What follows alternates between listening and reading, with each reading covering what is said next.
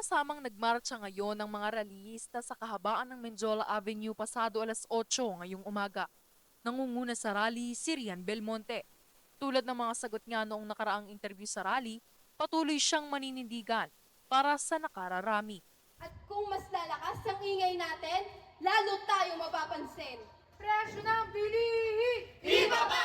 Ibaba! Sahod ang manggagawa! Itaas! Itaas! At kung hindi naman tayo mag-iingay, patuloy tayong lulubog ng mga Pilipino. Kung kaya't mga kababayan ko, magkaisa tayo para sa bayan na to! Presyo ng bilihin!